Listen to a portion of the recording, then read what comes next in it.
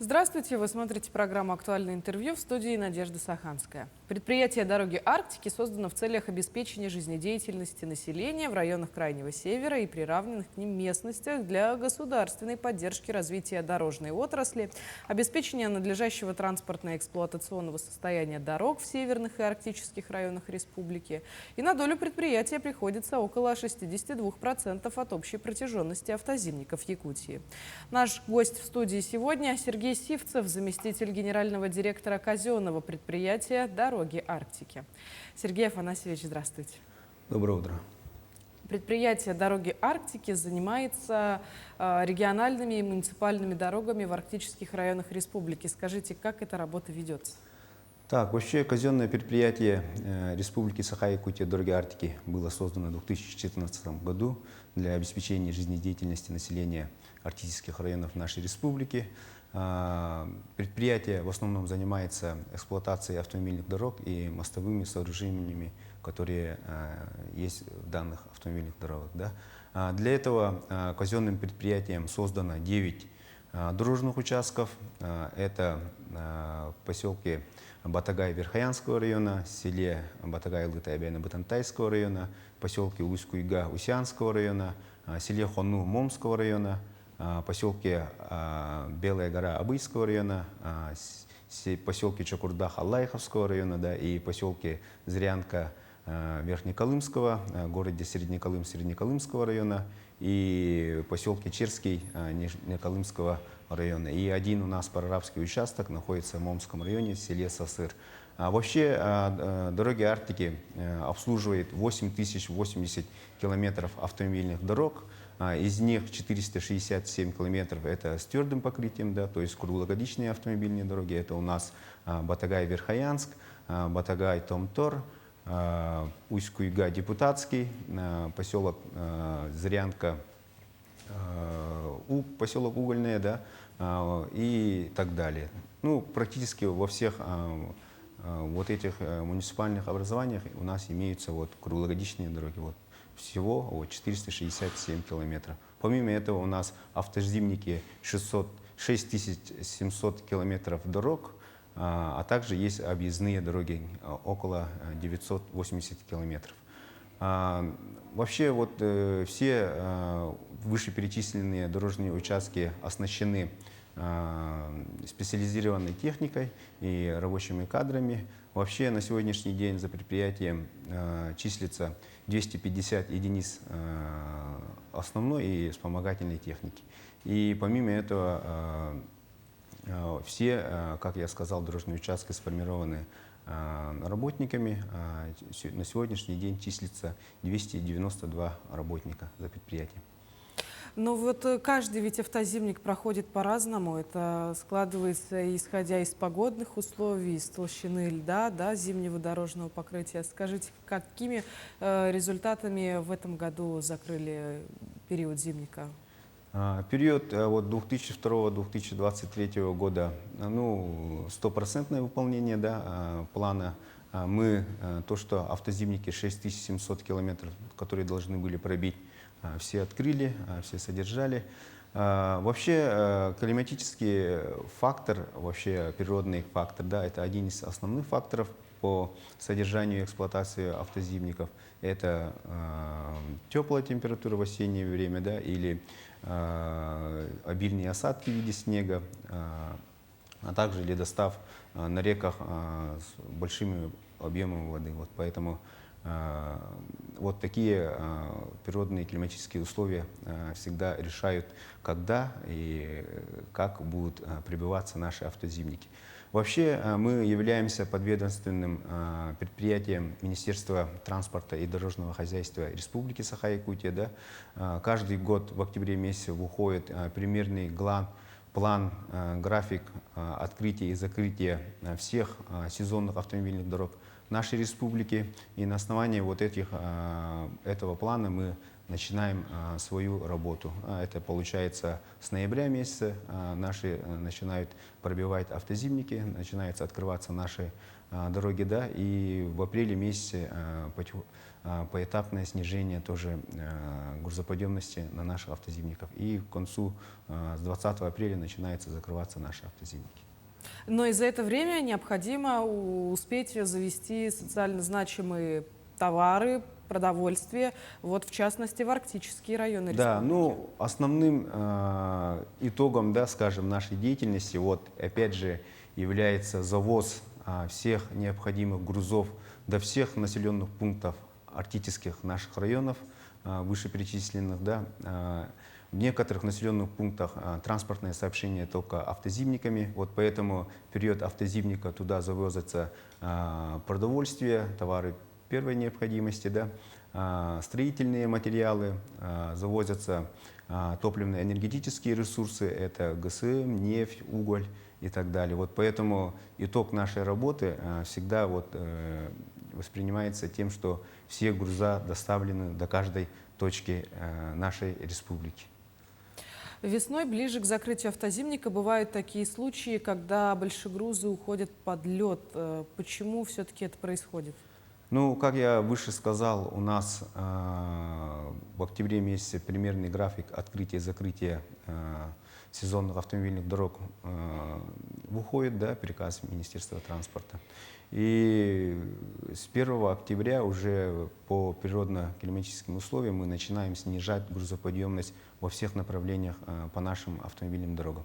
Но бывает такое, что наши эксплуатанты наших дорог, это водителя, перевозчики, вот эти требования не исполняют. Да? Поэтапное снижение бывает, это с первых чисел октября мы снижаем до 20 тонн, потом где-то 15 до 10 тонн, и с 20 уже мы закрываем до 25 апреля, уже в зависимости от природных условий, закрываем наши автозимники. Вообще вот такие случаи часто бывают, ну тоже мы понимаем, люди все равно хотят попасть домой, вот даже после закрытия автозимника бывает, что в мае выезжают, да, в сторону Арктики, и до 9 мая даже были моменты, когда люди доезжали до населенного пункта, вот поэтому авось прокатит, все выезжают. Но если случаются такие ситуации, то казенное предприятие «Дороги Арктики», если это не во вред нашему транспорту и не во вред здоровью и жизни и безопасности наших сотрудников, мы всегда пытаемся помогать вот, людям, которые попали, да, в такие сложные ситуации, и никого в одну со своими проблемами там не оставляем. Но ведь бывают еще такие ситуации, не когда водитель понадеялся и поехал уже в то время, когда, скажем так, нельзя, но и бывают какие-то трудности на отдельных участках дороги. Ну, такие сложности, конечно, бывают, да, но нужно все равно отметить, у нас максимальная грузоподъемность по нашим автозимникам это 30 тонн. Это как вообще посмотреть, да, на это? На сегодняшний день очень, как мы все знаем, по нашей республике завозятся грузы большегрузами, которые берут на себе 30 и 40 тонн. Это короткоосная техника, да, вот поэтому давление на ось, на лед очень высокий, и вот такие моменты тоже бывают. Вот у нас в таких участках, где большой оборот транспортных средств по Янской группе районов, тоже бывают, да, такие случаи. Но мы, помимо этого, есть еще такие природные явления, как наледная вода. Там тоже машины застревают, и мы пытаемся, не то что пытаемся, а мы всем помогаем и вытаскиваем. Ну, если так сказать, то по итогам вот этого зимника у нас в период эксплуатации наших зимников ни одна машина там на воде не осталась. Ну и это хорошо, на самом Да. деле. Сергей Афанасьевич, ну помимо ведь строительства, обслуживания дорог регионального значения, ваша организация занимается еще и техосмотром транспортных средств. Расскажите про эту работу. Да, вот в соответствии с федеральным законом 170 о проведении технического осмотра транспортных средств и внесенных изменениях, да, по этому федеральному закону по поручению нашего Илдархана, да, Айсена Сергеевича, 2020 года мы начали работу именно по техосмотру. Мы здесь, в городе Якутске, построили стационарный пункт техосмотра, да, оснастили всем оборудованием, который отвечал по всем требованиям вот этого нового федерального, не то что нового, а изменений по федеральному закону, да, 170-му.